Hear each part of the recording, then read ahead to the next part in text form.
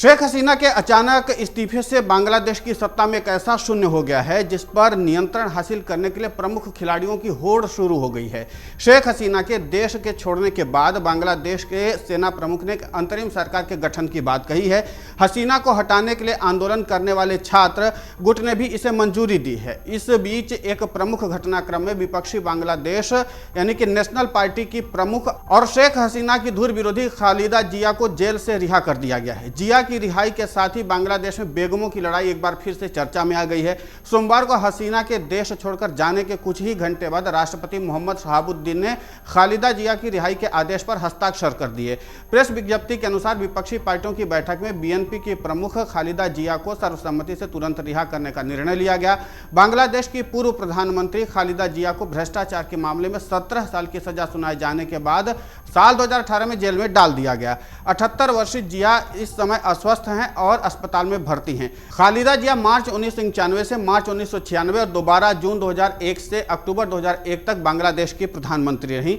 बांग्लादेश के पहले सैन्य तानाशाह जिया उर रहमान की पत्नी जब 1991 में पहली बार सत्ता में आई तो उनके ऊपर शेख हसीना की आवामी लीग के खिलाफ राजनीतिक प्रतिशोध के चलते कार्रवाई करने का आरोप लगा। बाद में जब हसीना की सरकार आई तो उसके ऊपर भी बीएनपी के ऊपर ऐसी ही कार्रवाई करने का आरोप लगा। इस लड़ाई में आखिर जिया को जेल जाना पड़ा, लेकिन ये हमेशा के लिए नहीं था। एक ऐसा समय था जब दोनों बेगमों ने एक साथ होकर के बांग्लादेश के एक दूसरे सैन्य तानाशाह मोहम्मद इरशाद के खिलाफ लड़ाई लड़ी थी। शेख हसीना और खालिदा जिया दोनों राजनीतिक राजघराने से हैं। बांग्लादेश की आज़ादी के आंदोलन की प्रमुख हस्तियों की संतान हैं। दोनों की राजनीति में एंट्री त्रासदी के बाद हुई है। शेख हसीना के पिता शेख मुजीबुर रहमान को बांग्लादेश की आज़ादी का श्रेय दिया जाता है। उन्हें बांग्लादेश का राष्ट्रपिता कहा जाता है। साल 1971 में बांग्लादेश की आज़ादी के बाद वे देश के राष्ट्रपति बने, लेकिन 1975 में उनकी घर के अंदर हत्या कर दी गई।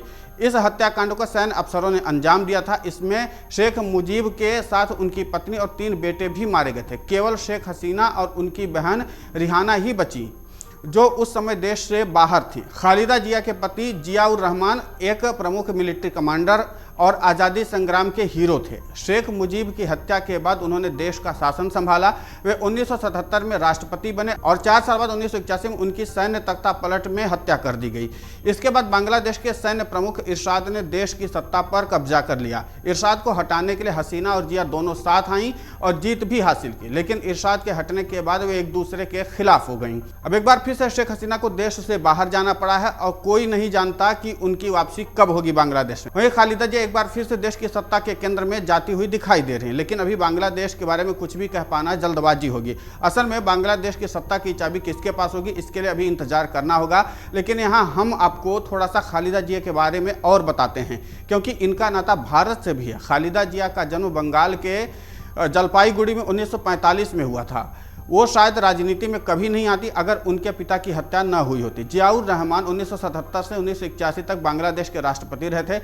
उन्होंने ही बांग्लादेश नेशनलिस्ट पार्टी यानी कि बीएनपी बनाई थी। जियाउर की 1981 में तख्ता पलट के प्रयास में हत्या कर दी गई थी। इसके बाद वो राजनीति में उतरी। 2006 से पहले तक सब ठीक चला, लेकिन कार्यकाल समाप्त होने के बाद 2007 के चुनाव में हिंसा शुरू हो गई। कलह के चलते चुनाव स्थगित हुए। कार्यवाहक सरकार पर सेना का कब्जा हुआ। इसी दौरान खालिदा और उनके 2 बेटों पर भ्रष्टाचार के आरोप लगाए गए। खालिदा फिलहाल बीमार रहती हैं और अगर वो पीएम नहीं बनी तो संभावना है कि उनके परिवार से कोई खास बांग्लादेश की बागडोर अपने हाथ में ले सकता है। खालिदा जिया की बांग्लादेश की सत्ता में वापसी भारत के लिए अच्छे संकेत नहीं है।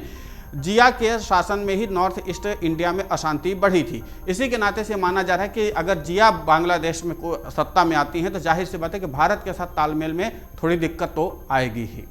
अगर आप ये वीडियो YouTube पर देख रहे हैं तो हमारे चैनल को सब्सक्राइब करें और बेल आइकन को दबाना ना भूलें। अगर आप Facebook पर ये वीडियो देख रहे हैं तो हमारे पेज को लाइक करें।